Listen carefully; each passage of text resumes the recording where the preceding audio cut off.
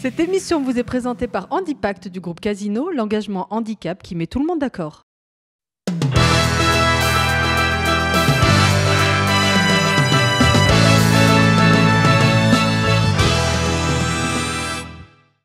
Bonjour, bienvenue à ce nouveau numéro de Parcours d'actualité. Aujourd'hui, nous allons parler de la conférence nationale du handicap qui s'est déroulée le 8 juin dernier. Nous n'en avions pas encore parlé car il est vrai, nous parlons déjà au niveau politique et au niveau opérationnel du handicap toute l'année et les autres médias s'en faisaient déjà beaucoup l'écho. Simplement, nous avons souhaité réagir car différentes associations ont exprimé leur mécontentement face à cette conférence et aux effets annoncés. Alors, nous ne souhaitons pas rentrer dans les effets politiques, donc nous n'allons pas prendre parti pour les uns pour les autres. Simplement, ce que nous allons diffuser aujourd'hui, c'est le discours dans l'intégralité du président Nicolas Sarkozy lorsqu'il a pris la parole à l'occasion de cette conférence. Mesdames et messieurs,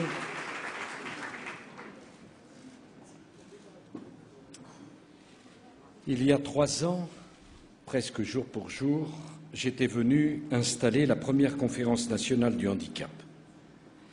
Je suis très heureux de revenir aujourd'hui devant vous pour cette 2e édition. Nous avions fait ensemble le premier bilan de la mise en œuvre de la loi du 11 février 2005, cette loi qui est devenue notre référence commune pour mesurer les progrès réalisés et surtout le chemin qui reste à parcourir. Je m'étais engagé à construire une société où nul ne serait laissé au bord du chemin, une société où chacun trouve sa place, une société où la différence est reconnue comme une richesse à mettre en valeur. Se mobiliser pour les personnes handicapées n'est pas une démarche comme les autres. C'est une action qui vient consolider les fondements de la République. Vous qui êtes réunis aujourd'hui, vous incarnez la solidarité la plus essentielle, celle qui s'adresse aux citoyens les plus fragiles, celle qui manifeste notre respect pour l'humanité et la fraternité qui l'accompagne.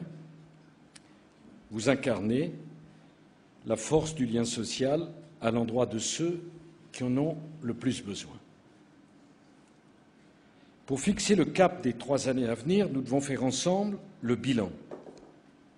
Un bilan lucide, un bilan franc de nos engagements collectifs. Le chantier est immense, je sais vos attentes, je connais vos préoccupations, je mesure votre impatience et sans doute à votre place, j'aurai la même impatience. Mais si nous regardons le chemin parcouru depuis 2008, il y a beaucoup de victoires, petites et grandes, qui doivent nous encourager à poursuivre notre action. Depuis 4 ans, la Nation a fait un effort sans précédent en direction des personnes handicapées. En 2010, l'effort financier que la collectivité consacre aux personnes handicapées a dépassé 36 milliards d'euros. Depuis 2007, malgré une crise d'une violence inouïe, ce budget pour les handicapés a augmenté de 15%. La France entière s'est mobilisée, depuis les collectivités locales jusqu'à l'État, dont le budget consacré aux personnes handicapées a augmenté de 6% chaque année depuis 2007. 6% chaque année depuis 2007. Et ceci alors que la progression des dépenses de l'État était limitée strictement à l'inflation. C'est une mobilisation considérable, c'est une mobilisation indispensable. Cette progression a permis que chaque type de handicap soit mieux pris en compte. Je songe, chère Roselyne, chère Marianne, au plan autisme, au plan pour les déficients visuels, ou encore celui pour les déficients auditifs. Le projet de société auquel nous croyons, c'est celui qui offre aux personnes handicapées des conditions de vie dignes. Et naturellement qu'il n'y a pas de dignité s'il n'y a pas des moyens de vivre décents. Voilà pourquoi, alors même que nous avons traversé la crise la plus grave que le monde ait connue depuis un siècle, je ne sais pas si nos compatriotes ont conscience de la gravité de la crise dont nous sortons à peine, que le monde n'avait jamais connue. Malgré cette crise, nous avons tenu notre promesse de revaloriser l'allocation adulte handicapé de 25%. Les pressions ont été multiples, je vous le dis, mesdames et messieurs. Je ne vous le dis pas du tout pour que vous nous en remerciez. Je ne le dis pas du tout pour qu'on s'en glorifie. Même avec 25% de plus. La hache, ce n'est pas le confort. Je vous le dis pour que vous compreniez les tensions auxquelles nous avons dû faire face pour tenir cet engagement de plus 25%, y compris l'année où l'État a perdu en quelques mois 22% de recettes fiscales. Le budget de la France a diminué de 22% en quelques semaines. Et malgré ça, je m'étais engagé à revaloriser la hache de 5% chaque année. La promesse est tenue. Je tiens beaucoup au respect des engagements. Je l'ai fait non pas parce que je l'avais promis, je l'ai fait parce que c'est juste. Mais j'aurais pu m'abriter derrière la crise. D'autres pays, je pense à la Grande-Bretagne, ont réduit les allocations. Je pense que celui qui a le handicap, si ça lui est tombé dessus, sans qu'il demande rien, soit la naissance, soit le destin, soit l'accident, la crise, ça ne fait que rajouter au handicap. Ça ne fait pas enlever au handicap. Le handicapé ne peut pas être la variable d'ajustement. C'est un effort total de 1,4 milliard d'euros depuis 2007. Et naturellement, je vous confirme, je vous l'annonce, que l'échéance de 2012 sera tenue. Donc, avec l'échéance de cette année, c'est 20% d'augmentation de la hache depuis mon élection. Avec l'échéance de l'année prochaine, ce sera 25%, comme je l'avais dit. En 2012, la hache sera de 25% plus élevée qu'en 2007.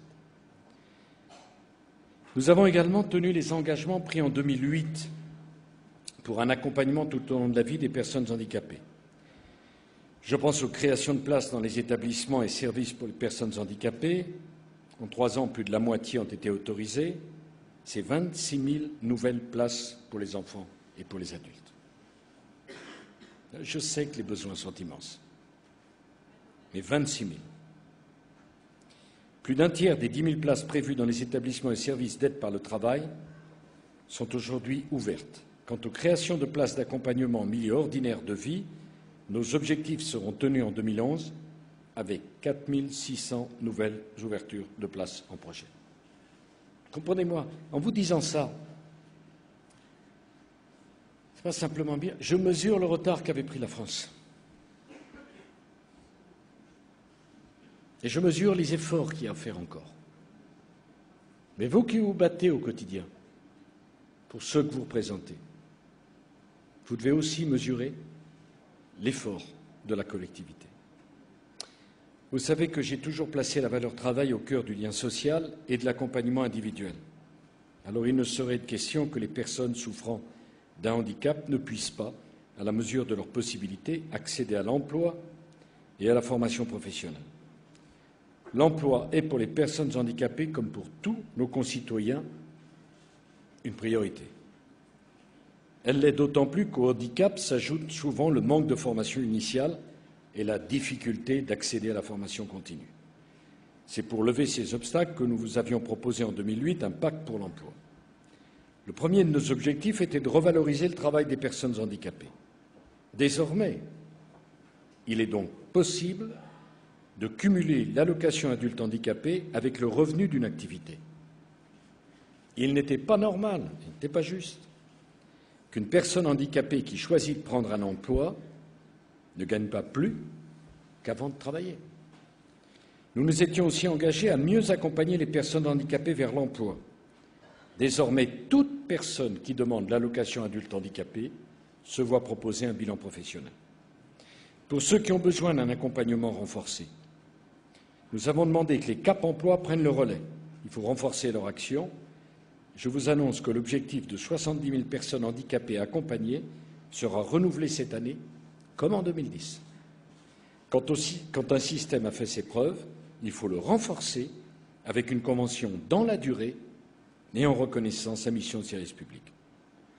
Parallèlement, nous avons ouvert l'accès à la formation en supprimant la limite d'âge pour les apprentis handicapés. Depuis 2005, le nombre de personnes handicapées bénéficiant d'une formation a augmenté de 70%. Il fallait également encourager les entreprises à s'ouvrir davantage aux personnes handicapées. Nous l'avons fait en simplifiant, en assouplissant les procédures de recrutement. Aujourd'hui, notre engagement, Xavier Bertrand, porte ses fruits. Une entreprise sur deux atteint ou dépasse l'objectif de 6% de salariés handicapés. Nous sommes à mi-chemin. Bien sûr que ce n'est pas suffisant. Mais on a tellement tous ramé pour que ça avance. Une entreprise sur deux, ça nous réconcilie quand même avec le monde de l'entreprise. Il est indispensable que les entreprises se mobilisent pour recruter, pour aménager les postes de travail. De son côté, l'État s'engage à moderniser le secteur du travail adapté et protégé. Je confie à Xavier Bertrand la mission de développer dès l'an prochain 1000 postes supplémentaires par an dans les entreprises adaptées, dont bénéficient aujourd'hui 33 000 personnes handicapées. Alors, une société solidaire, je sais bien qu'elle se construit dans les esprits. À ce titre, l'école, Monsieur le ministre de l'Éducation nationale, joue un rôle central. C'est elle qui ouvre l'avenir aux enfants handicapés. Elle donne à certains des qualifications pour un emploi futur, à d'autres, elle donne la capacité de progresser chaque jour, la capacité d'être socialisé. À tous, elle offre les moyens de construire un projet de vie autonome. Avec l'avenir de ces enfants, ce qui se joue à l'école, c'est l'avenir de notre société. C'est Tahar Ben-Jelloun qui a très bien écrit que la nature crée des différences et que la société en fait des inégalités. Tahar Ben-Jelloun qui lui-même, je ne crois pas trahir un secret, un jeune enfant trisomique, je me permets de le dire, non pas pour faire une indiscrétion, mais parce que lui-même l'a dit, j'en ai souvent parlé avec lui. C'est donc dès l'école que nous devons faire mentir les faux déterminismes. Le regard change quand les enfants ont appris, dès leur plus jeune âge, le respect et l'ouverture à l'autre. Nous devons donc permettre aux élèves handicapés d'aller à l'école, simplement aller à l'école comme tous les autres enfants. J'ai voulu que la France soit exemplaire en ce domaine. Notre politique a été énergique et résolue. Aujourd'hui, 200 000 enfants handicapés sont inscrits à l'école de la République. C'est 50 000 de plus qu'en 2005. 50 000. Notre effort ne se relâchera pas, puisque 10 000 enfants handicapés nouveaux rejoignent les rangs de l'école à chaque rentrée scolaire, et je m'en réjouis.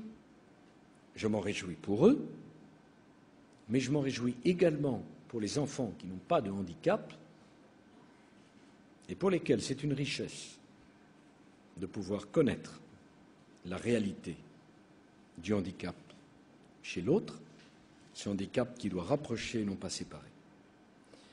Nous avons réussi à intégrer un plus grand nombre d'enfants dans le système scolaire, mais il ne suffit pas de leur ouvrir les portes de l'école. Nous devons maintenant nous concentrer sur la qualité de l'accompagnement qu'ils y reçoivent. Je sais que beaucoup de familles et beaucoup d'enfants sont usés est le mot, usés, par le caractère aléatoire des réponses aux demandes d'accompagnement, par l'instabilité des prises en charge, par l'inéquité souvent entre les départements et les établissements. C'est dans ce but que j'ai confié une mission à Paul Blanc, je vous remercie, qui vient de me remettre un rapport très éclairant avec un grand nombre de propositions que nous allons suivre. La première d'entre elles, c'est l'identification des véritables besoins d'accompagnement. Je parlais d'inéquité, d'aléas, d'instabilité. Paul Blanc nous dit dans son rapport à quel point l'évaluation individuelle des besoins doit être renforcée pour remédier à ces disparités, pour privilégier une approche qualitative, pour définir le véritable besoin d'accompagnement en fonction de la situation du jeune et du retentissement du handicap dans sa vie. Toujours dans cette logique de qualité, nous recruterons dès la rentrée 2011 des auxiliaires de vie scolaire plus nombreux, mieux formés, mieux payés, disposant, n'est-ce pas, Monsieur le Ministre, de véritables perspectives de carrière. À chacun d'eux, nous proposerons une vraie formation leur permettant d'assumer leurs responsabilités au contact des enfants et un véritable contrat d'assistant d'éducation. C'est un investissement financier immense pour l'État, mais il me tient particulièrement à cœur parce qu'il est nécessaire et parce qu'il est juste. En dépit des contraintes budgétaires, j'ai souhaité que nous affections à cet objectif des moyens supplémentaires, cher Luc Châtel, sur plusieurs années. Je souhaite également que nous construisions avec les associations des passerelles pour ces assistants d'éducation. Depuis 2009, le secteur associatif intervenait trop peu pour assumer ses fonctions d'accompagnement, parce que le cadre juridique et financier n'était pas propice à cette intervention. Je reste pourtant persuadé que ce dispositif a un sens et qu'il peut permettre à des personnes qui se sont investies pendant 6 ans et qui ont acquis des compétences de poursuivre sur cette voie. Je demande donc à Roselyne Bachelot, à Luc Châtel et à Marianne Monchamp de reprendre les travaux pour définir les modalités d'un partenariat stable entre les associations et les établissements scolaires. Les associations sont les bienvenues dans l'école de la République. Et s'il le faut, n'hésiterez pas à le rappeler. Ainsi, nous allons rompre avec le recours aux contrats aidés, qui, il est vrai, nous ont permis de faire face à l'augmentation très forte des besoins, mais qui ne permettent pas d'assurer un accompagnement de qualité. Paul Blanc a posé un diagnostic clair. Nous allons donc suivre dès la rentrée prochaine ces recommandations. Au fond, nous ne sommes pas dans le toujours plus, mais dans une solution adaptée aux besoins des enfants, toujours mieux. Je demande à Luc Châtel de prendre toutes les dispositions nécessaires pour déployer rapidement ce nouveau mode d'accompagnement dans le souci de la qualité, de la stabilité, de la visibilité pour les parents. C'est une priorité majeure de la rentrée de septembre 2011. Si vous le voulez bien, je ferai le point avec les associations après cette rentrée pour voir si nous avons été au rendez-vous. Nous devons également songer à ce qui vient après l'école lorsqu'un enfant handicapé devient adulte. Quelle solution pouvons-nous alors lui proposer, à lui et à sa famille? Il s'agit d'un cap extrêmement difficile, source d'angoisse, parce que si le jeune handicapé vieillit, ses parents aussi, et de façon proportionnelle, et ils se disent qu'est-ce qui va se passer après nous? C'est un cap qui cristallise les résistances de notre société face au handicap. C'est ce que montre très bien la philosophe Julia Kristeva dans le livre Leur regard perce nos ombres, le recueil de sa correspondance avec le fondateur de l'Arche. Nous devons réfléchir à la question des étapes de la vie et à la continuité des engagements. Qu'est-ce qu'on fait d'un handicapé adulte? On ne peut pas le garder chez soi, simplement, sans aucune perspective. À quoi servirait de l'avoir socialisé pendant son éducation, pendant l'école, et tout s'arrête après? N'oublions pas le sens de notre action. Ouvrir la cité pour chacun, quel que soit son handicap et quel que soit son âge. Déjà, les mentalités évoluent, les regards changent. Nous avons des exemples fantastiques. Je pense à ce sprinter, Pistorius, équipé de 2 prothèses et qui est en train de défier les coureurs du circuit traditionnel en révélant des possibilités inouïes que nous ouvre la technologie quand elle est, comme chez lui, associée à une volonté indomptable. C'est vrai dans le domaine de l'art. Je pense à Aimée Mulins, elle aussi ancienne athlète, qui prouve qu'une personne handicapée peut incarner l'idéal de beauté pour les créateurs de mode comme pour le grand public. Je pense à Serge Van Brakel, qui, seul sur scène, déjoue la prison des étiquettes en faisant rire des 3 lettres qui lui sont imposées IMC, comme infirme moteur cérébral. Vous me direz, ce sont des exemples rares, mais ces exemples sont des encouragements. Et ces exemples sont des symboles. Oui, c'est possible, pour toutes les personnes handicapées. J'ai félicité notre équipe paralympique pour ses succès aux Jeux de Pékin. Et comme tous les Français, j'ai admiré Philippe Croizon, amputé des 4 membres, qui a traversé la Manche à la nage. Je l'ai reçu. Et ça m'a beaucoup appris de parler avec lui.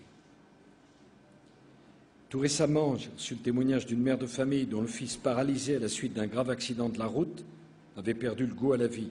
Eh bien, elle m'a raconté qu'en voyant un reportage sur Philippe Croizon, son enfant a retrouvé l'envie d'accomplir de grandes choses. Pas forcément des exploits médiatiques, simplement des objectifs personnels qui donnent un sens à la vie de chacun d'entre nous. Je pense à ces mères déficientes visuelles qui se réunissent autour d'Edith Touel pour apprendre à s'occuper d'un tout petit et avant tout à faire confiance à leur amour maternel. Chaque personne handicapée doit pouvoir avoir un projet et se réaliser au travers de ce projet.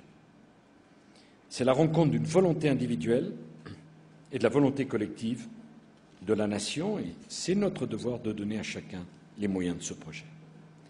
Car pour mener de grands desseins, il faut d'abord surmonter des difficultés concrètes, petites au regard du désir qui vous porte, mais qui peuvent devenir immenses si elles ne sont pas résolues. Et c'est pourquoi l'accessibilité est un domaine primordial, sur lequel nous devons faire porter tous nos efforts. J'ai bien conscience que la mise aux normes n'est pas un objectif en soi. L'objectif, c'est la participation à la société, c'est la capacité d'agir. L'objectif, c'est la mixité des publics. Mais les personnes handicapées sont encore trop nombreuses à ne pas avoir accès aujourd'hui au sport, à la culture, au logement, au transport. Dois-je rappeler que notre horizon est 2015 ? Je ne céderai pas sur cette échéance. Ce serait d'ailleurs une étrange façon de gouverner que de se fixer un objectif ambitieux, puis de reculer l'exigence au fur et à mesure qu'on s'en approche. Il ne nous reste donc plus que 3 ans. Faisons de chaque jour une journée utile. Ne baissons pas les bras, soyons inventifs, innovants, déterminés. Pour accompagner les progrès de l'accessibilité, j'ai demandé un effort exceptionnel du Fonds pour l'insertion des personnes handicapées dans la fonction publique. 150 millions d'euros seront débloqués pour rendre accessibles les écoles de la fonction publique et aménager davantage de postes pour les agents handicapés, tout particulièrement dans les petites communes. La politique du handicap ne concerne pas seulement les personnes handicapées, ni même les quelques 20 millions de Français qui ont un membre de leur famille ou un proche handicapé. Elle nous concerne tous parce que les difficultés auxquelles nos compatriotes handicapés sont confrontés révèlent le chemin qui nous reste à parcourir pour construire une société tout simplement humaine. Sur ce chemin, les personnes handicapées elles-mêmes, les familles et toutes les associations ont un rôle essentiel que je tiens bien sûr à saluer. Sans les associations, votre rôle de précurseur, votre rôle d'aiguillon, votre insatisfaction structurelle est normale. Ça oblige les pouvoirs publics à avancer. Et c'est ça la démocratie.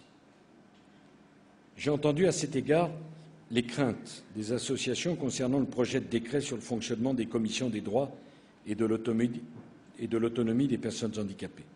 J'ai donc demandé à Roselyne et à Marianne de surseoir à la publication de ce texte, d'en renégocier le contenu, notamment l'article 3, en veillant à clarifier le rôle de chacun, comme le prévoit la loi de 2005. On a suffisamment de difficultés, vous et nous, à résoudre. Ne créons pas de difficultés s'il y a un malentendu. Prenons le temps d'en discuter et de revenir à des choses que chacun comprendra. Dans le même esprit, je souhaite que l'on valorise davantage encore l'implication des acteurs de terrain. Je veux notamment saluer la façon dont les associations se sont pleinement approprier les maisons départementales des personnes handicapées pour que chacune devienne véritablement la maison des personnes handicapées. Nous devons améliorer leur fonctionnement. Tel est le sens des propositions du sénateur Paul Blanc, propositions qui ont mon soutien et qui seront examinées par le Sénat avant la fin de ce mois. Et je sais que ce texte doit beaucoup aux travaux des associations. Mesdames et messieurs, comme je vous le disais en commençant mon intervention, se mobiliser pour les personnes handicapées n'est pas une démarche comme les autres. Notre mobilisation collective est cruciale. Ici joue la vision que nous avons de l'avenir et de la place de l'homme dans cet avenir. Voilà pourquoi le gouvernement s'est récemment opposé aux modifications que certains souhaitaient apporter aux lois de bioéthique. Le progrès, ce n'est pas d'avancer vers une humanité toujours plus perfectionnée, suivant un modèle unique et riche en idéal. Ce n'est pas ma conception. Je crois à la diversité. Je suis convaincu que nos difficultés, nos faiblesses, nos différences sont finalement au cœur de ce qui nous rend plus humains et qu'elles nous enrichissent. Et le handicap, c'est toujours quelque chose qui m'a beaucoup frappé. Quand on en parle, quand on le voit de l'extérieur, on a l'impression que c'est l'étranger, c'est l'autre, c'est tellement éloigné. Et quand on y réfléchit, on s'aperçoit que la personne handicapée serait pu être soi-même. Elle est nous-mêmes. Elle est nous-mêmes. Elle est une personne. Et que la seule différence, c'est qu'elle a rencontré le destin, la maladie, l'accident, la génétique, le hasard. Ça peut arriver à tout le monde, d'une minute à l'autre, sans prévenir, sans tenir compte des sexes, du statut social, de la région, avec une brutalité inouïe. S'occuper des handicapés, c'est s'occuper de chacun de nous. J'ai bien conscience de ça. Je vous parlais tout à l'heure des enfants handicapés, c'est déjà bien difficile pour des parents d'éduquer leurs enfants. Et je sais la richesse formidable, une fois le choc passé, de la découverte du handicap de son enfant. Ce qu'amène un enfant handicapé dans une famille, de tendresse, d'affection, de bonheur authentique. Beaucoup m'en ont parlé, j'ai beaucoup discuté avec des familles. Et une fois le choc passé, un choc qui peut détruire la famille, qui peut détruire les personnes, je le sais. Mais quel que soit l'amour qu'ils amènent, la place qu'ils prennent, un enfant handicapé prend une grande place dans une famille. C'est une charge très forte pour les parents. Très forte pour les parents. Et c'est pourquoi j'ai toujours veillé à ce que l'école de la République ouvre ses portes à ces enfants handicapés et à ces familles. Je comprends l'injustice qu'on peut ressentir quand on a un enfant handicapé et qu'on n'arrive pas à lui trouver une place. La colère, l'indignation. Et en même temps, je vois aussi l'étendue de la méconnaissance du handicap, la peur, la crainte du travail en plus pour les professionnels qui sont là. C'est pourquoi je tiens beaucoup à ce qu'on améliore la formation je ne sais pas comment les appeler, les accompagnants, les assistants, la personne qui va suivre. Hein, je voudrais que vous compreniez que, pour moi, ce n'est pas un dossier comme les autres. Et j'ai bien conscience que la façon dont on considère, dont on intègre, dont on s'occupe des personnes handicapées, elle révèle l'humanité ou la déshumanité de la société qui fait les bons choix ou qui fait les mauvais choix. Voilà. Et je voudrais terminer en vous disant, vous savez, je dis souvent ce que je pense. C'est assez rare que je me force pour dire des choses que je ne pense pas. Toute la journée, j'ai des demandes où le mot solidarité revient en permanence, car c'est une caractéristique de notre pays que chacun estime avoir le droit à la solidarité tout de suite.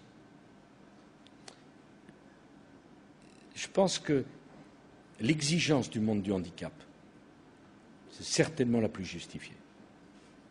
Certainement la plus justifiée.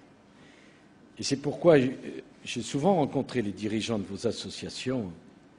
C'est pourquoi j'ai toujours compris l'impatience qui est la vôtre. Parce que, encore une fois, à votre place, j'aurais la même impatience. Je la comprends. Vraiment, je vous demande de croire ça. Et si j'ai fait le bilan de ce que nous avons engagé, chère Rosine, ensemble, ne croyez nullement que ce soit parce qu'on est autosatisfait. On est satisfait de rien.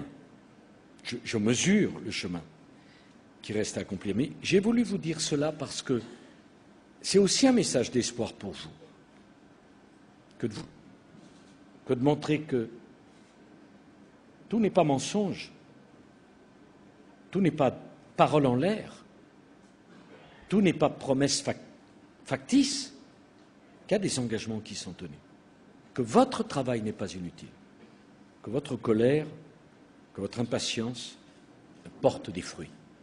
Au fond, ce que nous avons fait, c'est votre bilan aussi. Et le chemin parcouru, c'est le fruit de votre action aussi. Et au fond, qu'est-ce qu'il y a de plus satisfaisant pour une association que de se dire ça progresse? Naturellement qu'on n'est pas arrivé, c'est sûr, mais ça progresse. Voilà. Et c'était ce message d'espoir que je voulais partager avec vous. Je vous remercie.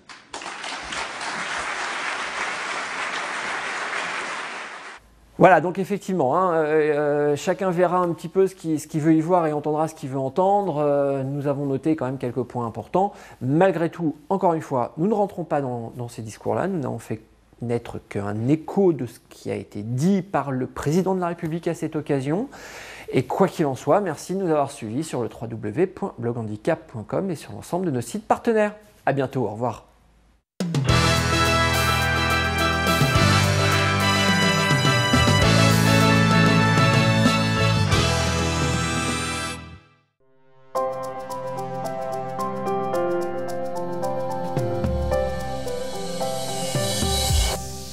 Cette émission vous est présentée par Handipact du groupe Casino, l'engagement handicap qui met tout le monde d'accord.